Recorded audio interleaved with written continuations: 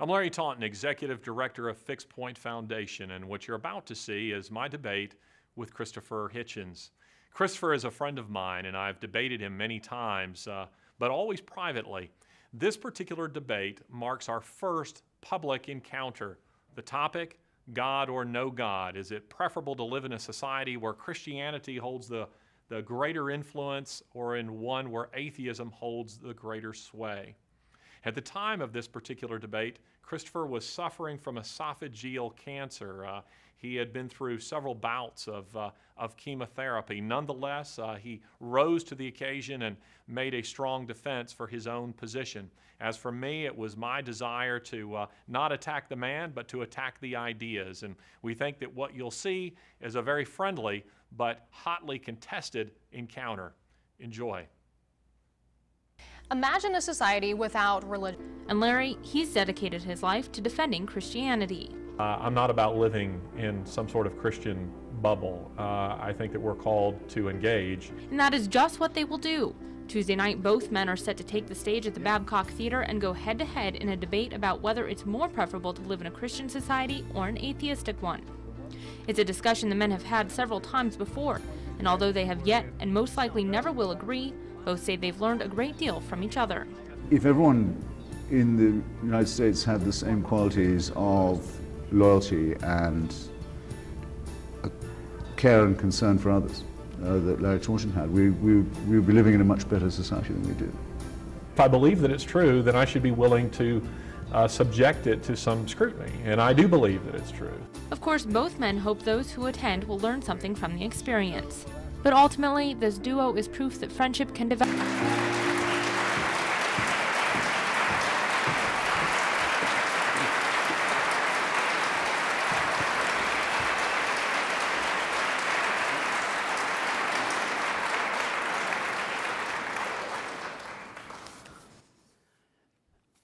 Well, good evening, everyone, and welcome to tonight's event. This whole event is, by the way, being sponsored by the Fixed Point Foundation. I'm Aaron Flint, the host of Voices of Montana, the only statewide radio talk show heard here locally on 7:30 a.m. KYYA. You know, it's interesting. A lot of us kind of wondered, hey, this is a great event. Why did they choose Montana? And then I heard that some of the Fixed Point staff had a chance to come out and see Yellowstone National Park, get here a few days early, and so they got to go out and see a little bit of, as they would describe it, God's country. And I know there might be a debate as to whether that's actually God's creation that they've been enjoying over the last few days or not, but I think we can all agree, and even Mr. Hitchens might agree, that whether it was, that if there indeed is a God, that Montana surely is God's country. I think we can at least agree on that point tonight. At least those of us from Montana can.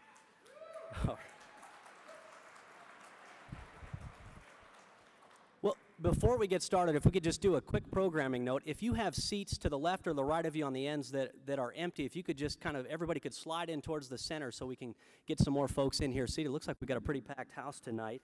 You know, tonight we really are honored to be joined by two intriguing men. Christopher Hitchens, the famed atheist and author of the book,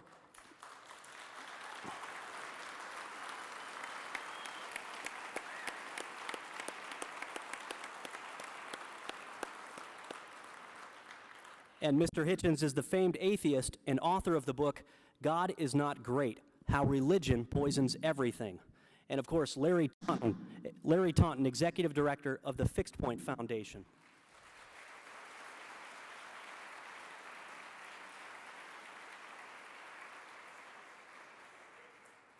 The Fixed Point Foundation, well, I think we're hitting some mics there.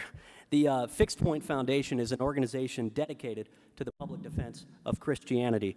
The question, God or no God, is it preferable to live in a Christian or an atheistic society? That's what both gentlemen will be debating tonight. Here's kind of the rundown. We're going to have 4 topics. They'll each get about 3 minutes each, followed at the very end by 2 minutes of closing remarks. Topic 1, are all religions the same? Topic 2, Pascal's wager. And of course, Mr. Hitchens will get an extra little minute there to define for those of us exactly what Pascal's wager exactly is. Topic 3, atheism in the 20th century. And topic 4, vicarious redemption. So each side gets 3 minutes on the topic. I'll kind of be giving some hand cues here. I'll give a 1 for 1 minute. I'll give the radio cue little C here for 30 seconds, if that helps. I know these gentlemen have done this a lot, and then I'll just do the closed fist for the final time there. You know, and although we may not realize this as this passionate debate gets underway, both of these gentlemen, I think this is very interesting. They're good friends. They've driven down the Shenandoah River Valley together out on the East Coast, and they've had this debate numerous times. But tonight, here at the Babcock Theater in Billings, this is the first time that these two gentlemen will be debating one another. Please give them a round of applause before we get this started.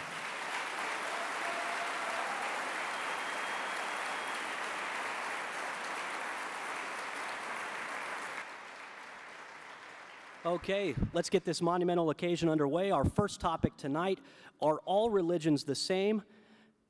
And Mr. Taunton will take the podium to start the, starting with the opening statement, I'm sorry, yes, this opening statement, 10 minutes of opening statements for both. Well, good evening. It is a delight for me to be here in Montana. It is my second occasion to be in this state, and I must tell you that I am delighted to be here because I do love this state. It truly is a gorgeous state, and an Alabamaman like myself instinctively appreciates a place like this. The topic we are debating this evening is whether or not it is preferable to live in a society whose ideals have been chiefly influenced by Christianity, or in a society where atheism holds the greater sway. As we begin, it is perhaps worth noting that I have much in common with my debating partner and friend, Christopher Hitchens. We both love literature and lively conversation. Each of us is descended from a martial tradition, and we share a deep concern for the growing threat of radical Islam. We also hold a number of ideals in common. He loathes tyranny and injustice, so do I. He loves freedom and liberty of conscience, so do I. And he believes in the dignity of the individual, so do I. Even so, there are points upon which we differ, and the focus of this debate is one of them. You see, while Christopher is a man who is renowned for his ability to hold his liquor, and I can testify to this personally, he is nonetheless intoxicated by the not-so-charming notion that the aforementioned ideals can be maintained in an atheistic world. This fascinates me, not the least because Christopher underestimates the degree to which he has been influenced by Judeo-Christian principles. Indeed, that he should value these things at all is evidence of it. Now, he's a formidable and much more experienced debater than myself, an Oxford pedigree, a best-selling author, a celebrated public intellectual, all of which are complemented by a marvelous aristocratic English accent. And that always adds a few IQ points in the minds of Americans. As for me, I'm just a boy from Alabama, but I do have one advantage this evening that he is largely without, and that is the truth. And while Christopher and truth, as Aristotle once said of his old teacher, while Christopher and truth are both dear to me, it is right to prefer truth. For the last decade, a group of atheist fundamentalists, the so-called New Atheists, a group to which Christopher has the dubious distinction of membership, have been busy revising both past and present in an effort to eradicate Christianity from public life. These ivory tower theorists never tire of telling us that the world really would be a better place without Christian influence. Atheism, they say, is the way, the truth, and the life. In the time that I have, I would like to offer 3 compelling reasons why this is not so. More than that, I would like to demonstrate why an atheistic world is a place where none of us, not even the new atheists, want to live. First of all, the world would literally be a poorer place were atheism ever to eclipse Christianity. Among the many things for which Christopher Hitchens has gained notoriety is a challenge he puts to his audiences or readers. Name me an ethical statement made or an action performed by a believer that could not have been made or performed by a non-believer. The idea is that there is no good thing that a Christian can do that an atheist cannot do also. At first blush, the challenge seems to have merit. An atheist can, for instance, perform works of charity and maintain high moral standards, just as any Christian is supposed to do. But that is, as I have said, only at first blush, because the challenge is a sham. It's kind of like asking, what can a herbivore eat that a carnivore cannot eat also? After all, a hyena can eat grass, leaves, and bark, just as elephants do. But the fact is, hyenas don't eat grass, leaves, and bark, because it's not in their nature to do so. Similarly, while atheists can perform works of charity and maintain high moral standards, history reveals that they don't with any degree of consistency. The statistics bear this out. According to a study conducted by the Barna Group, Christians are the most charitable segment of the population. The same study indicates that the average evangelical gives almost 10 times as much money to nonprofits as the average atheist. Now, this isn't to say that there aren't some charitable and decent non-believers or even some uncharitable and immoral believers. Rather, that when atheism is adopted as a worldview at a societal level, be it passively or actively, its effect on that society is detrimental. The Canadian magazine Maclean's, not a Christian magazine by any stretch of the imagination, commenting on a similar study of their own, concluded, without organized religion, the world would be a much poorer and less comfortable place for the less fortunate. Secondly, atheism is dehumanizing. In the Christian view, man is a moral and teleological being made in the image of God. He has intrinsic value as the pinnacle of God's creation, a composite of both flesh and spirit. He has one foot firmly planted in this world and one foot in the next. From the atheistic perspective, man is nothing more than a soulless animal. It is this impoverished concept of humanity that has led atheists like Princeton bioethicist Peter Singer, dear to all Montanans as the father of the animal liberation movement, to advocate infanticide. Mothers, he says, should get up to 28 days to decide whether or not to keep their children, their newborns, or to exterminate them. But Singer does not stop there. He has also endorsed euthanizing the mentally disabled and the non-contributing elderly. And why not? If there is no God, then there is no such thing as sanctity of life. You are an animal like any other, and we may therefore choose to put you down. In reaching these conclusions, Singer is simply being a philosophically consistent atheist. Now, let me say at this point that I'm delighted that my friend and colleague, Christopher, is not a philosophically consistent atheist. It is also this sort of thinking that permits communist regimes to treat people like raw material. Let us not forget that atheism is not merely incidental to communism. It is a defining characteristic. In the Christian worldview, the state is a temporal institution meant to serve man, an eternal being. In the communist model, this is reversed. Man, a temporal being, serves the eternal state. People are merely commodities. As a consequence, there is no consideration of and no room for man's non-material needs: hope, love, faith, freedom, and purpose. Nowhere was this warped thinking more evident than in the system of orphanages devised during the Soviet era and still in use today. Orphanages provided a perfect laboratory for the atheist diehards who spiritually assassinated generations of Eastern European children with their soul-destroying educational theories. Their premise? There is no God. There's no soul. There's no afterlife. And the supreme responsibility of the state is to make good communists. To visit a state-operated Eastern European orphanage is to see the logical consequences of atheistic social engineering. I know. I have seen them. It is a place where children are frequently treated like animals, which is, of course, perfectly consistent with atheism. And this brings me to my third point: the appalling record of atheistic regimes. John Lennon famously sang, "Imagine there is no heaven. It's easy if you try. No hell below us, above us only sky."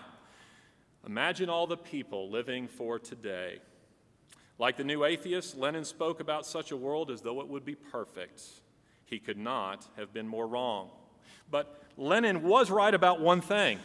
It is easy to imagine such a world without God, if you try, because Russian atheists, to cite only one example of atheists gone wild, they did more than imagine a godless world, they built it. For 75 years, the world's atheist elites had their way with foreign and domestic policy, the military, the economy, the secret police, and the lives of countless millions of people. The result? 7 decades of unremitting turmoil, bloodshed, famine, theft, backwardness, incompetence, and continual promises of a coming utopia. 30 seconds. In his great novels, Demons and the Brothers Karamazov, Dostoevsky predicted that if Russia's communists ever gained control of the levers of power, it would lead to the expulsion of Christianity from public life, and with it, the annihilation of morality, the rise of totalitarianism, and the proliferation of state-sponsored genocide. He would prove prophetic. The 20th century was an experiment in atheistic society and governance that witnessed the deaths of no less than 100 million people globally. Where did the atheistic utopian dream go wrong? The answer is simple. Atheism removes any moral imperative.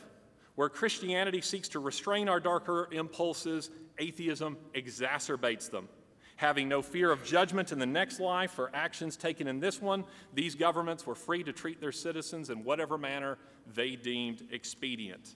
And yet, in spite of all of this, a new atheist syndicate would give us the 20th century in perpetual rerun. How many genocides must the world suffer before people realize that belief in God is a necessary component for the stability of civilization? Ladies and gentlemen, no matter what spin the new atheists put on atheism, there's nothing new about it.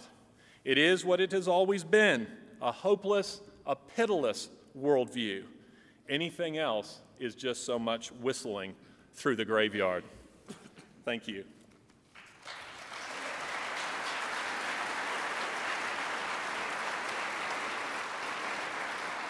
All right, and that was the opening statement of Mr. Larry Taunton, the Executive Director of the Fixed Point Foundation. Now, the opening statement by Mr. Christopher Hitchens.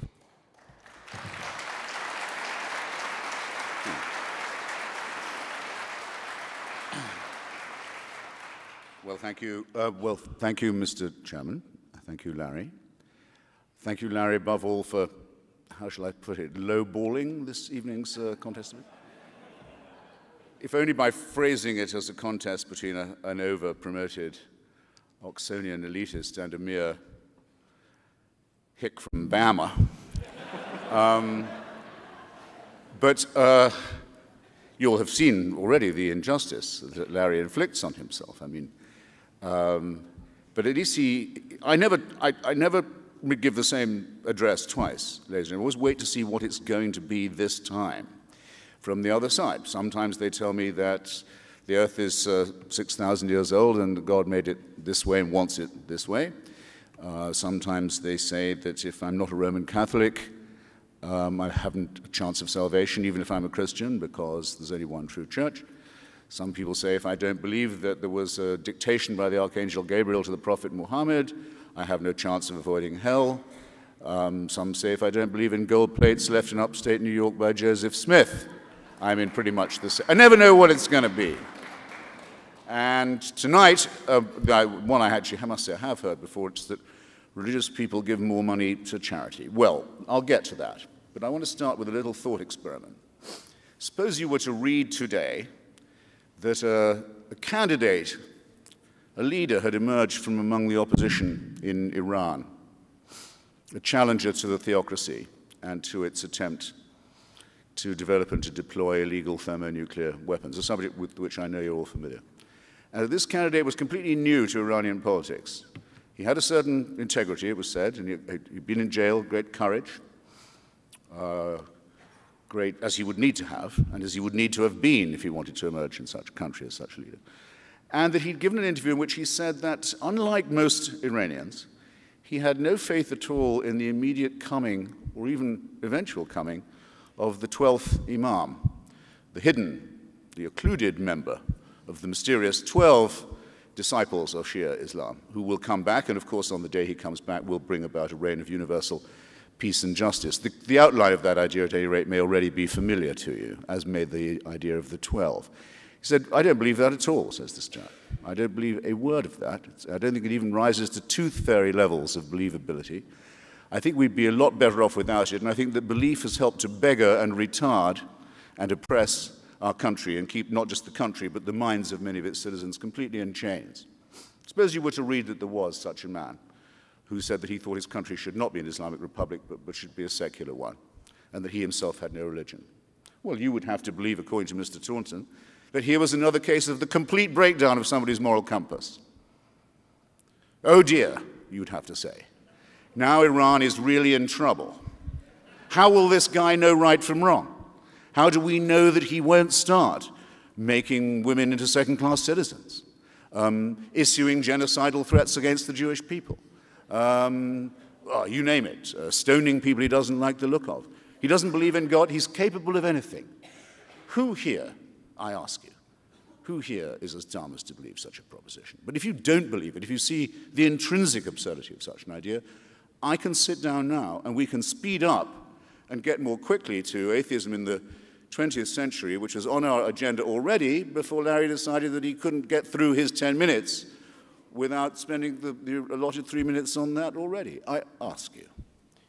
Now, the fact of the matter is my challenge still stands because, in fact, we are all herbivores in this. There's no species difference between a believer and a non-believer, and the attitude to, so your analogy falls, sir. The question remains, and I'll phrase it again properly. If it is believed that without religion there could be no safe judgment about right and wrong, no evolution of proper and serious moral and ethical ideas, if that is true, then you ought to be able to have named, instead of ducking the question, a moral statement made or an ethical statement made or action performed by a believer or person of faith that I couldn't replicate. Now, I've asked this question in public, on television, in face-to-face encounters, on the radio and in print, to the Archbishop of Canterbury, Cardinal Archbishop of Nigeria, various important rabbis, Christian apologists in the academy. I've never had a reply to it. And I think that's interesting. And I not only didn't get one this evening, I got an attempt to change the subject. There's a prize for it, by the way, and I've come up with an answer myself, a partial one, which is better than any that yet a believer's come up with. I'll tease you about what it's going to be. You might have to beg me later. But there's a corollary to my question, and it's this. Can you name for me a wicked statement made or a wicked action taken by a person of faith because of their religion? Can you do that? Yes, you can. You've just thought of one. In fact, you've just thought of another one. The genital mutilation community is almost entirely faith-based, for example. The suicide murder community is almost perfectly faith-based, and in each case has absolute textual, scriptural authority for what it does. The Old Testament contains the warrant for genocide, for slavery, for the murder of children and old people in heaps, by the way. No, make Peter Singer blush on his worst day. It's right there, and it's a commandment, and it's in the same passages as the original, because the Ten Commandments appear several times, as you know, in the Old Testament in different versions, proving the triumph of relativism even in those pages and approximation. There, those commandments are, and there they stand. And it's only by deciding that, in fact, no, there are no religious and scriptural absolutes. It's only by that and by resorting to the Socratic dialogue and to moral suasion and to taking above all our own responsibility for ethics that we've managed to escape the terrible consequences that attend societies who take their commandments morally in tablet form and don't examine or discuss what it is that makes for the good life. So that by way of an immediate riposte. Charity. I'm not going to duck it. It was brought up, so it was brought up. I would say there were two obvious replies. First, do you grant this to all religions? In other words, you must have heard or read, as must you, ladies and gentlemen, that the reason for the power of Hamas in Gaza, a totalitarian, theocratic, racist dictatorship, or the power of its almost sister party in Lebanon, the Hezbollah, the so-called Party of God, comes from the extraordinary ability it has to raise money and distribute it in the form of charity and welfare. This indeed is how it cements its well-known popular base. There's, as far as I know, no evidence that that's not true. These people really give till it hurts. They tithe each other. They're intensely charitable. So, how happy are you with that? Do you admit this as a valid example or counterexample? I don't know. I just offer it as true as anything Larry said. When the Roman Catholic Church spends money in Africa, for an example, how much money, and it was certainly counted in the McLean survey that you cited, how much of that money is spent making little children into Catholics? Is that not what the money is spent for? I think you'll find that's true of pretty much every other Christian denomination that spends money too. They spend it on proselytization first, then comes the soup or whatever it may be, then comes the advice, equally helpful to the spiritual and moral growth. AIDS, we'll be told, is bad. Not as bad as condoms, but bad. A net loss, a net wipeout for Africa right there. This Pope would have to live 3 lives to live down just the damage he's inflicted on Africa by those teachings and those preachings. It's an absolute negative. There is actually only one cure for poverty, as it happens, and everybody knows it. And it's well understood, and it's perfectly simple. It's called the empowerment of women. If you give women control,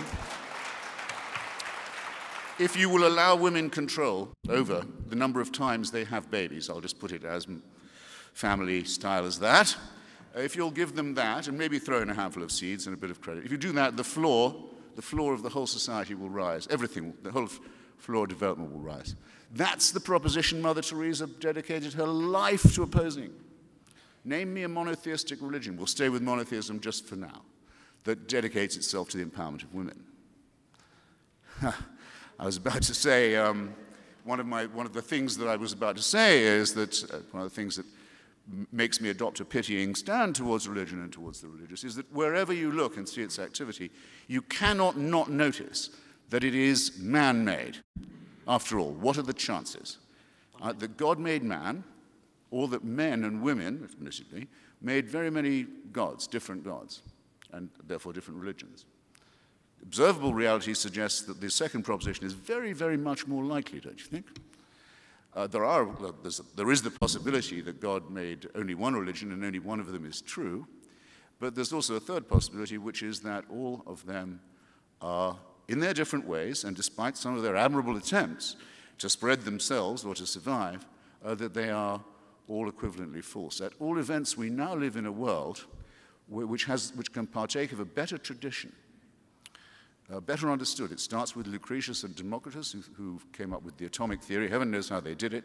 Christianity tried to ban that work for many centuries, nearly succeeded, but it's taken up again. The thread is taken up by Galileo, by Spinoza, who teaches people to think for themselves and to say that there is no God, even if there is a divine presence in the universe, can't disprove it, there is no God who intervenes, who answers prayers, through Voltaire, through Thomas Jefferson, and the founders of our great republic, including Thomas Paine, through Darwin, through Freud, and through Einstein, people who teach us that, risky though it is, terrifying though it can be, that our only hope, and actually also our only joy with this great risk, is that of thinking for ourselves and realizing it cannot be done for us. There are no redeemers, there are no eternal fathers, there is no dear leader, there is no great leader, there is no supreme leader to whom we can look for our own rescue, morally or intellectually. I'll leave you with that thought, and I thank you very much for your attention to me.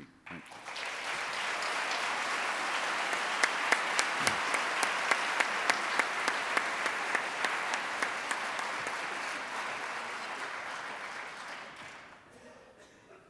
And that was Mr. Christopher Hitchens. Now we'll get into 3 minutes of rebuttals from each, starting with Mr. Larry Taunton. Well, interesting excursion into Iranian politics. Totally irrelevant. Evil in the name of religion. Why, I imagine they probably just saw one of your buses. Are you familiar with the atheist bus campaign, of which Christopher was a part? They purchased signs on the side of buses that said, "Don't worry, There's probably no God. Enjoy your life.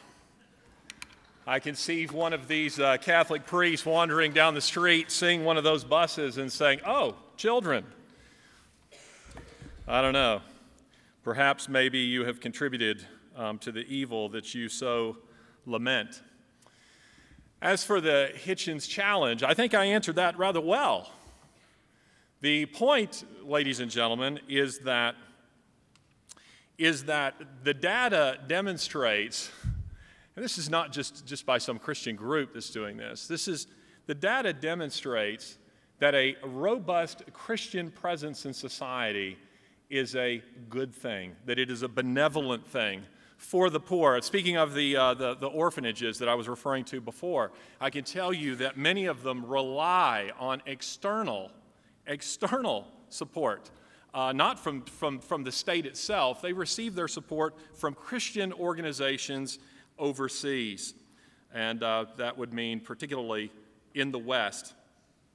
And as for Christianity itself, I want to share this. I think this is quite interesting. None other than atheist Richard Dawkins in April of this year was quoted in the Times as saying this: "There are no Christians, as far as I know, blowing up buildings. I'm not aware of any Christian suicide bombers. I'm not aware of any major Christian denomination that believes the penalty for apostasy is death. I have mixed feelings about the decline of Christianity insofar as Christianity might be a bulwark against something worse." Well, I suppose that conversion comes better late than never. 1 minute. Thank you. And a rebuttal from Mr. Hitchens. Yes.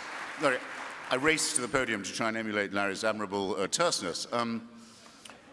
Not my idea to have that bus, since I have to do this, not my idea to have that bus slogan. Actually, not the atheists' idea either.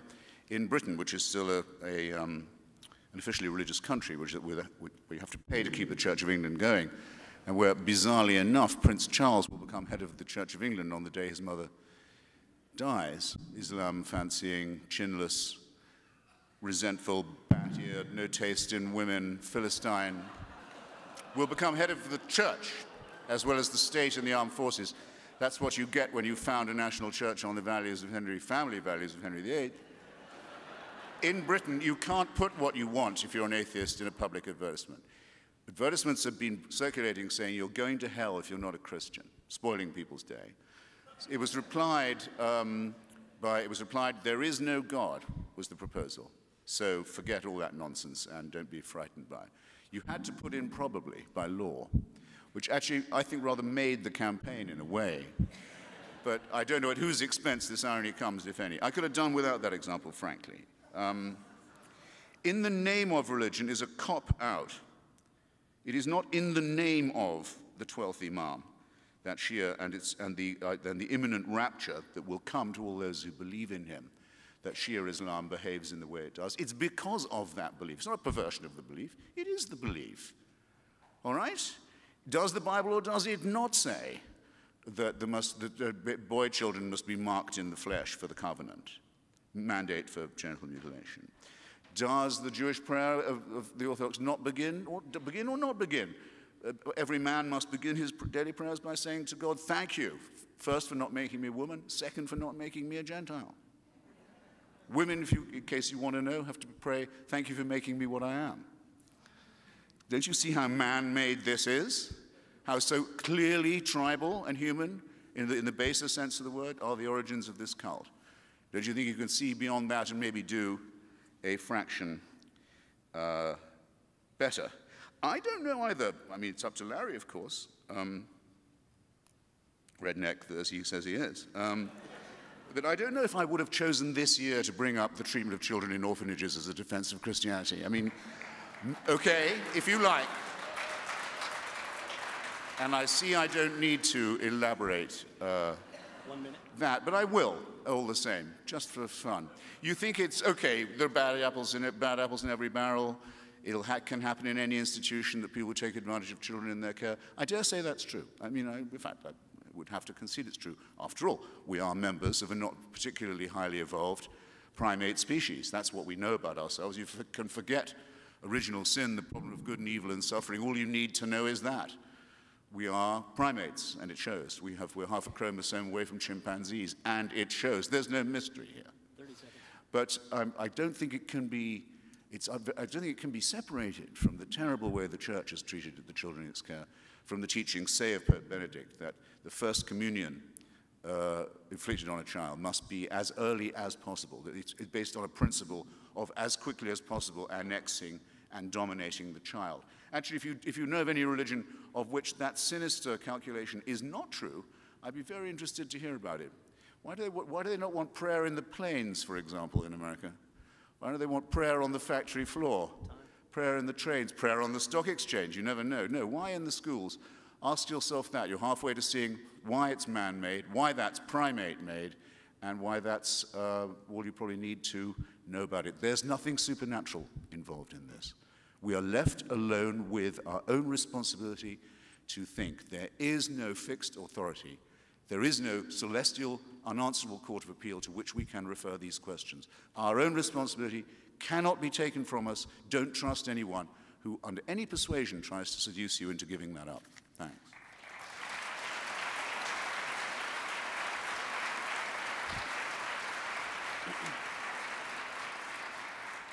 All right, now it's time to move into the topics. And a quick note on these microphones, we can stand back a little bit from them. I'm used to those mics where you really got in close, so that's where that popping noise is coming from. Just a note for both gentlemen here. Topic 1, are all religions the same? I think this topic was already kind of brushed upon, but now we'll get into this a little bit further. 3 minutes, starting with Mr. Taunton. Are all religions the same? Well, as you have already heard, Christopher, the new atheists have a habit of painting all religions with the same sweeping, broad brush. They're all dangerous. They're all detrimental to society, is the line they tend to take. They look at events like 9/11, the bombing of the USS Cole, 7/7 subway bombers, and say, what do all these things have in common? Religion. Of course, a more nuanced, a more thoughtful evaluation would include that it is radical Islam, that all religions are not the same. This was not the Amish, who were doing these things. It is very important, ladies and gentlemen, that we make distinctions when we're talking about religion. The word is used rather too loosely. But no matter what they may say, they do make some subtle distinctions. Christopher and I, as Aaron has pointed out, did recently drive through the Shenandoah Valley together and enjoyed that, and we'll go through Yellowstone National Park tomorrow. And I dare say that Christopher would not have made that trip with a Muslim in a bulky overcoat. I just don't see him doing that. But it does seem to me that where they really fail to understand Christianity is that they tend to see it as a religion of law rather than a religion of grace. And the central doctrine of Christianity, ladies and gentlemen, is the doctrine of grace to be found in the person of Jesus Christ. This is what it all hinges upon. You discount the cross, the resurrection, and you can discount the whole of the faith. This is the Apostle Paul's argument in 1 Corinthians. And so what I would want to make the distinction is that because Christianity is a religion of grace, that grace is there is an inward transformation of the soul. There is a corresponding outward transformation of society. That is to say that grace itself has some impact upon society. And this resonates with my own personal experience. Religions of law are religions that, in my mind, I'm immediately reminded of the fact that I simply cannot do them. I can't keep a diet. I can't stop biting my fingernails, much less am I capable of fulfilling some sort of punch list and working my way to the hereafter. So I would want to make the distinction that Christianity hinges on and is defined by and is distinguished from all other religions on the basis of grace. Thank you.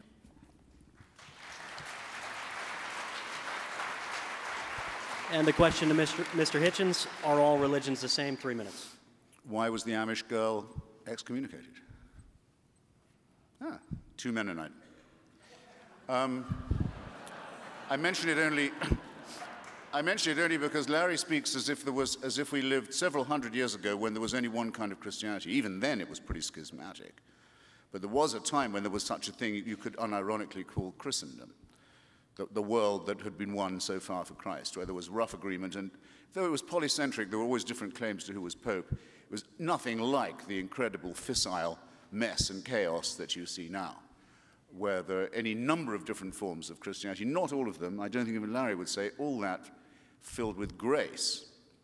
And apart from underlining and remaking for me my point that shows that religion is man-made, it also may appear to undermine the point that all religions are the same, since there are such fantastic discrepancies between them.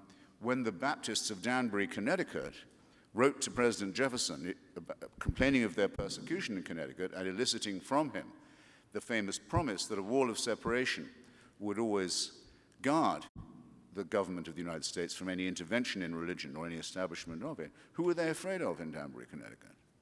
Can anyone tell me that? They were afraid of the Congregationalists of Danbury, Connecticut, who at that point had a theocratic control over the state. Now, we now don't think of the Congregationalists or the Baptists as being particularly menacing.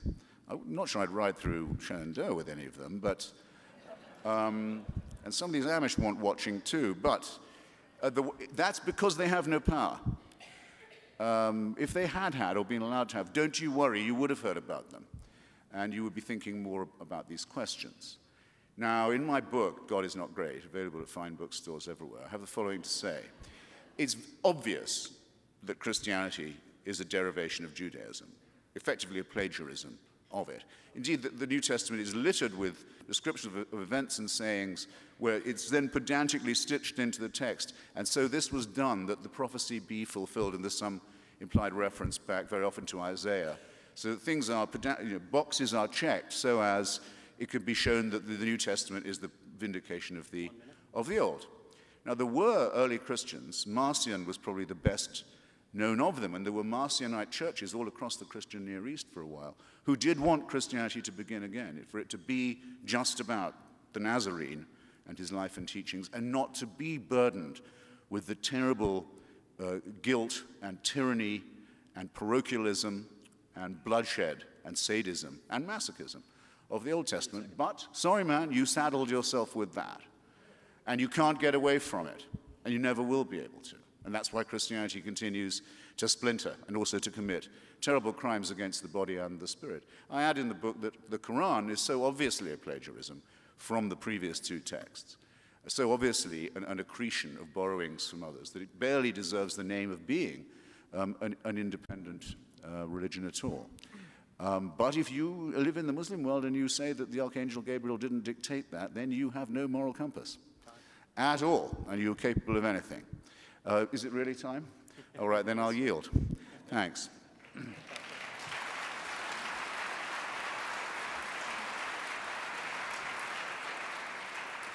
I see they got a video camera here, all these redneck jokes and radical Islam discussion. I got to get a copy of this DVD and, do a replay here. Well, actually, Mr. Hitchens will remain at the podium to start our next topic, and this will be 3 minutes again for each to talk about Pascal's wager, but of course we're going to give an extra minute to Mr. Hitchens to define Pascal's wager for us first. All right, it probably will take about, yes, it'll take a minute. Blaise Pascal was a very distinguished Catholic theologian of the 17th century, and also a very, very, very distinguished mathematician, and still is considered to be one because he's one of the founders of probability theory. And he's the author of a famous book called, in French, Les Pensées, Thoughts, which is addressed, interestingly, it's one of the reasons I'm so fond of it, in a way, it's addressed to the man who is so made that he cannot believe. Pascal knew that there would always be people, always had been people, who are constitutionally incapable of believing this stuff, can't be brought to believe it. And one of his cruder attempts to break down resistance of people like myself was this. He said, look, what have you got to lose? Say you believe in God, and if he does exist, you have a chance of his favor. If you go ahead like this and say he doesn't, what if he does exist? You lose everything. That's it. I don't think I've condensed it in any unfair way. That's it. That's why it's called Pascal's wager. Sometimes called Pascal's gambit, in fact, by mathematicians, but it has the correct echo to me precisely of the huckster on the racetrack saying, how can you lose? Have I got a bet for you? Can you imagine anything cheaper, really, or more sordid? The two things that it assumes, needs to assume, are these. One, a fantastically cynical God who's also a bloody fool. I mean, a nasty and cynical person who's also so thick that he would be fooled by me saying, tell you what, on the flip coin that you exist and I need a break, I'll say I believe in you. Says, oh, I'm really impressed now. You've just undergone a moral transformation. This Blaise Pascal is considered in the first rank of Christian thinkers, I might add. The second thing it assumes, of course, is the most corrupt and vulgar kind of consumer, the sort of person who would fall for a deal like that and would think, that would be nice. I'll bet correctly. I hope you'll forgive me, ladies and gentlemen, for mentioning this, because I don't at all want to invoke my own particular case in an attempt to gain your sympathy. I'll say it as objectively as I can. Some of you may have read that I'm not very well and may not have very long to live. I find it particularly objectionable that this wager, which Pascal offers to anyone at any time in their life, to be fair to him, tends to be pressed on you all the time, if you don't look as if you're going to last very long, by people who say, surely that now you might be frightened and not feeling at your best and afraid of a smelly and a disgusting end. Surely this would be the perfect moment to repudiate all the convictions of a lifetime. For some reason, that comes naturally to a lot of people of faith. I don't mind for myself, but I think it's the vilest kind of bullying to inflict on people in hospital and people who are in extremis. Anyway, thus my curtain raiser to the great Pascal. Thank you.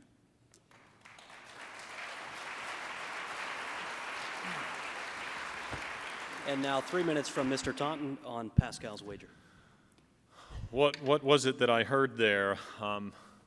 Crimes inflicted on the body and what did he say? The spirit, I think? It's very interesting coming from an atheist. There is no spirit in your worldview, Christopher. You can't have it both ways. Pascal's wager. Pascal was at once, as he has indicated, he was a great scientist, mathematician, and philosopher, perhaps one of the greatest of all time, but he's hardly a huckster, as Christopher might allege, and it simply will not do to dismiss him so casually. And I assure you that Pascal's wager has a great deal more merit than does the dubious Hitchens challenge. The point of the wager is to consider the magnitude of the stakes. Everything. The wager is meant to be a means to an end. It's not meant to be the end in itself. And for Pascal, the end was none other than Jesus Christ. Now, if I can tell a little story, I don't think Christopher will mind me telling this. As we're driving along, we stop, I'm getting gas, and we're standing at the counter. You know, you see all these, BC powders and 6-hour energy drinks or whatever they are. And there was something there called no tar. And so Christopher leans into the counter and he says, excuse me, what is this? And she says, this is in around Johnson City, Tennessee, she says, well, you put that on the end of your cigarette and you don't get any tar and you don't get any nicotine. And Christopher says, oh, I wish I'd known.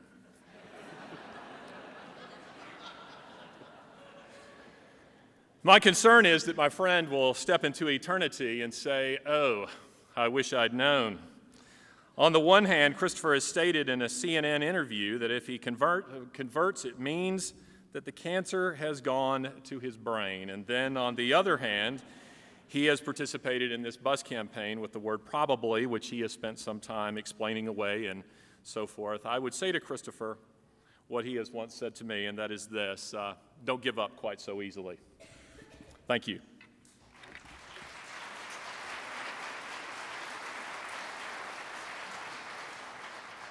And now Mr. Taunton will remain at the podium for 3 minutes discussing atheism in the 20th century.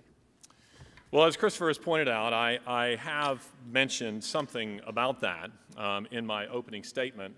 I will say that I don't have a great deal more to add to that. I'm waiting to hear Christopher's rebuttal to that. 100 million dead, ladies and gentlemen, in the previous century by secular regimes. Now, that is more than all of the religious wars from all previous centuries combined. The problem, ladies and gentlemen, is human nature.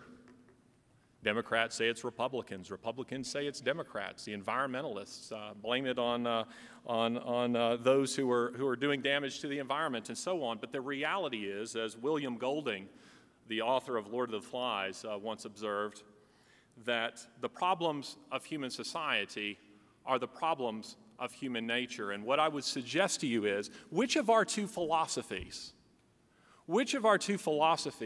restrains the darker impulses of man, and which one exacerbates it? Atheism, ladies and gentlemen, absolutely exacerbates the darker impulses of mankind because it offers no compelling reason why I shouldn't just treat you as an accident in space and time, you see.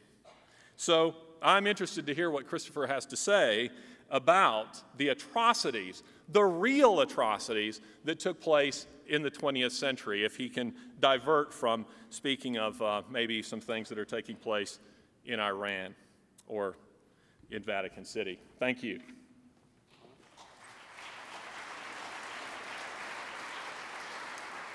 And now, Mr. Hitchens, 3 minutes, atheism in the 20th century. I just have to say again, I had nothing to do with the bus campaign. I'm just amused by the insertion of probably by the government. Well now, George Orwell once said that all totalitarianism is essentially theocratic, by which he meant not that you can't be a totalitarian and a religious unbeliever or non-believer, because after all, Orwell is the author who helps us perhaps better than anyone else in the 20th century to understand the phenomenon of the totalitarian and of the person who thinks of human beings as raw material. He meant by it that totalitarianism has to put certain things off limits for discussion. In other words, to make certain things scriptural, so to speak, or matters of faith. You may not challenge the one book of the inner party in 1984. You may not challenge the supreme leader, in this case, Big Brother. These things must be taken as matters of faith. Now, if you look at the 20th century dictatorships that we are most interested in and most horrified by, if you start, which I will, with fascism and National Socialism, then my point is a very easy one, and you don't need Orwell for it. If you take out the word fascism from the history of southern Mediterranean and Balkan Europe, and some of Central and Eastern Europe too, everywhere roughly from Portugal to Slovakia in the 20s and 30s. Take out the word fascist regime and just put in conservative Catholic. You don't have to change anything else. That's what it was. In fact, the church was an official state accomplice of Mussolini, Franco, Salazar, Pavelic in Croatia. In Slovakia, the Nazi-installed clerical dictator was actually a priest in holy orders, Father Tiso. Everybody knows it. The church has never stopped trying to apologize for it, has never quite come up with the words. So, National Socialism is a little tougher proposition than that. It did make its first diplomatic agreement with the Vatican, both on foreign and domestic policy, that's true. Hitler remained a Catholic till the day he died. In Mein Kampf, at the end of the first chapter, he says, and the church reviewed his book and didn't ban it, as it banned almost every other book it didn't like in those days, that in destroying the Jewish people, he knew he was doing the work of the Lord. He says actually throughout Mein Kampf that's what he's doing. You can look it up, it's easy. When you were made to take your oath to Adolf Hitler, the oath of ultimate loyalty as a German officer, you raised your actually with this hand and said, "I swear by Almighty God." That's how it began. The churches celebrated Hitler's birthday every year of his regime until the very end, and continued to harbor the refugees from his regime well into the 1960s. It's a case easy to rest. On the question of communism, I'll take the minute I didn't take on Pascal. How's that? Fair wager. It's a little tougher. You don't understand communism at all. Oh, and I should add the third member of the Axis, the Japanese imperial member, had as its leader, the Emperor of Japan, someone who was a god and was worshipped as such by his. That's not exactly a secular dictatorship. Now, you don't understand communism in my submission. I've studied it a great deal. If you think that members of the Bolshevik Party thought, gosh, now that there's no God, we can do anything we like. We can kill anyone we want. That's actually not how it went. You should read the memoirs of the people who did the collectivization, who actually arrived on their horses and ripped open the sacks of grain to see if the peasants were hiding any, hoarding any, keeping it, and beat them up till they'd say, where have you hidden the grain? The cities need the food, you don't, the peasants don't, we need it. And went on in this way and brought about show trials, inquisitions, in other words, the worship of an unassailable leader like Joseph Stalin. They were all doing it in the name of a doctrine that said, if we do this, there will be heaven on earth. And it's precisely the way in which it decayed into a pseudo-religion that made so many of its adherents break from it and make it repulsive to us. But its attitude as a dictatorship had little or nothing to do with its attitude to religion. That's why Joseph Stalin, of course, always kept the Russian Orthodox Church on his side and in his corner, as the Russian Orthodox Church remains to this day an accomplice of the Putin regime of KGB tactics at home and great Russian chauvinism abroad. So really, the case that the woes of the 20th century are to do with the collapse of faith, which had already happened because of the First World War, which was a war between Christian empires and a religious war in every sense of itself, is completely ahistorical and leads to no understanding at all of what it is that makes the totalitarian principle so dangerous. Thank you. All right. And actually, Mr. Hitchens, if you'd like to stay up there, we're going to move on.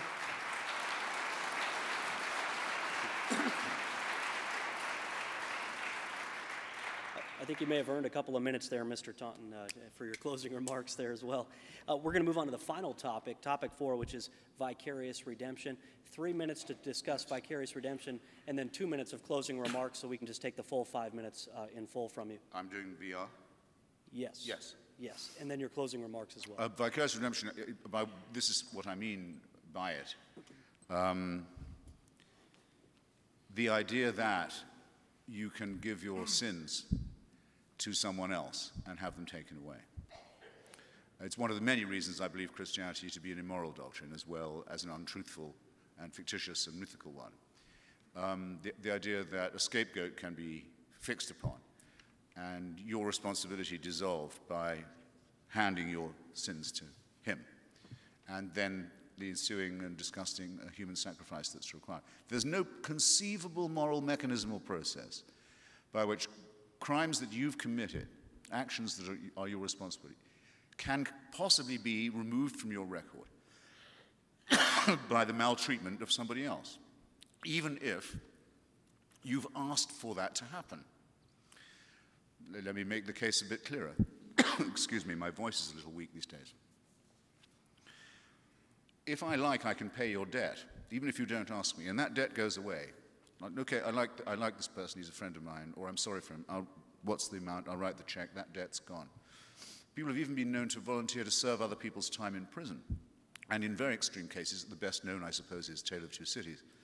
Sidney Carton, to volunteer to substitute for someone on the scaffold. That can be done, and it's rightly admired, because it can really only be done once. You can't make a practice of it. You can't make a ritual of it by definition. That would degrade it if it became a thing of habit and something that could be performed second-hand. But what I cannot do for you, my dear brother, my dear sister, my dear comrade, what I cannot do is take away your responsibilities.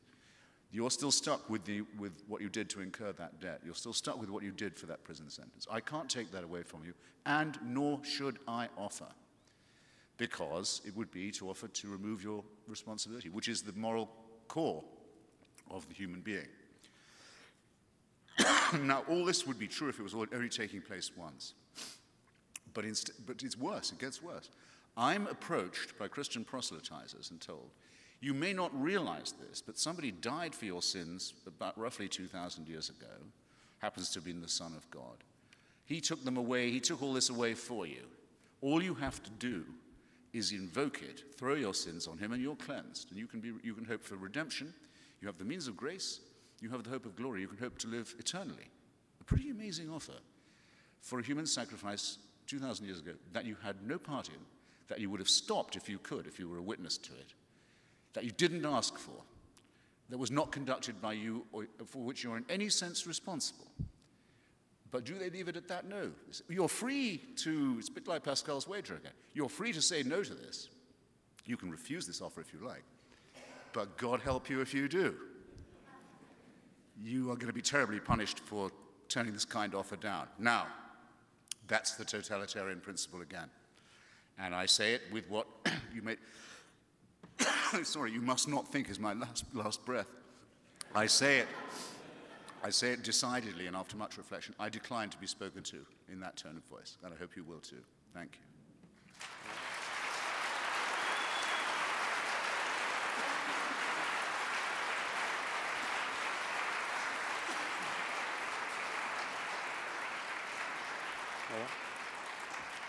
And now 3 minutes for the discussion of vicarious redemption from Mr. Taunton, followed by 2 minutes of closing remarks. I am somewhat amused, ladies and gentlemen, by these continual expressions of moral outrage. We have seen it throughout the debate.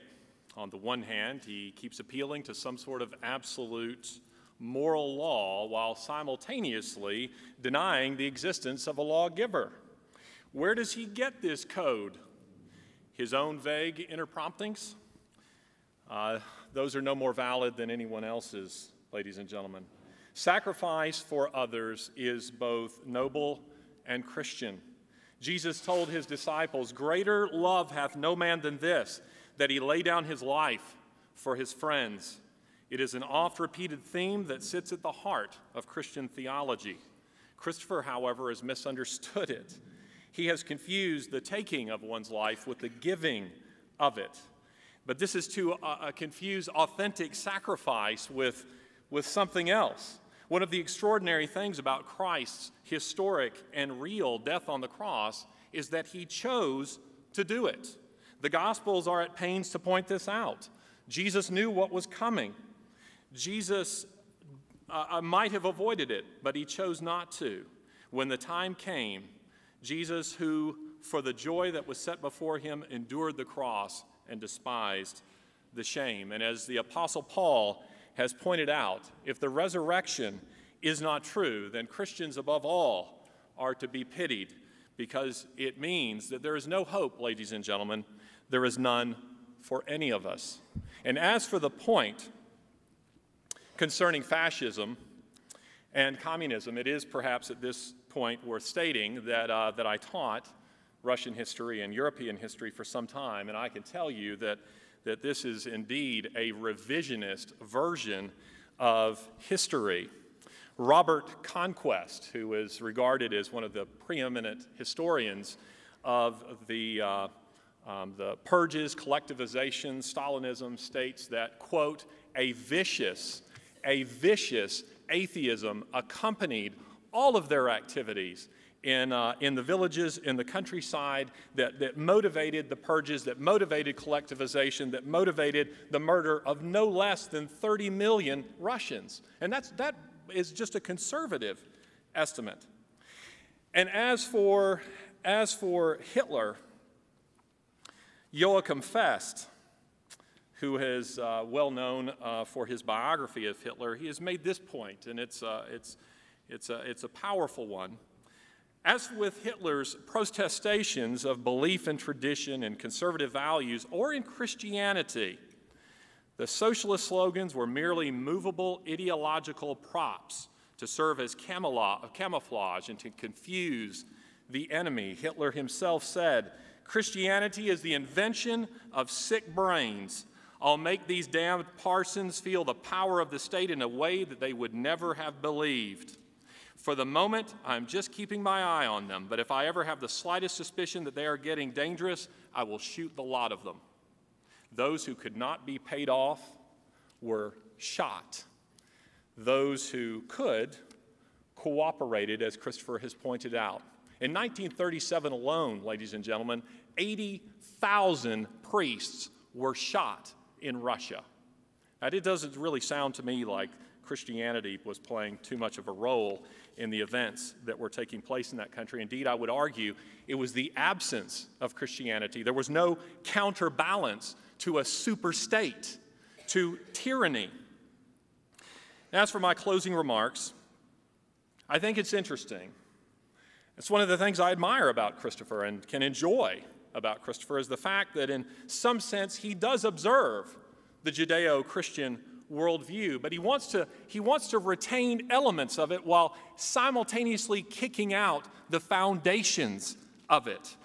Proponents of a society free from Christian influence can point to no nation or civilization that was founded upon atheistic principles that we might call even remotely good. Thank you very much.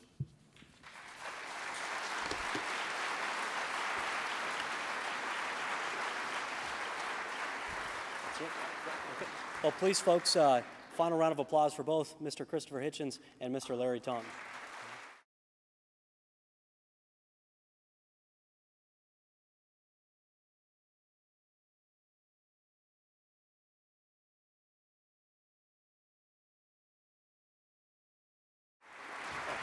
Can you imagine the drive through West Yellowstone tomorrow? All right. Yeah. Well, and this is just the end of the on-stage portion of this event. If you folks have Christopher Hitchens books that you want to get signed, or if you want to buy a book, you can buy it in the back. Fixed Point DVDs with several more of these debates are available in the back. And then I understand Mr. Hitchens will be signing books up front here, and Mr. Taunton will be talking with folks as well. All the folks from the Fixed Point Foundation, could you please stand up? We want to thank you as well for putting this event on. And come.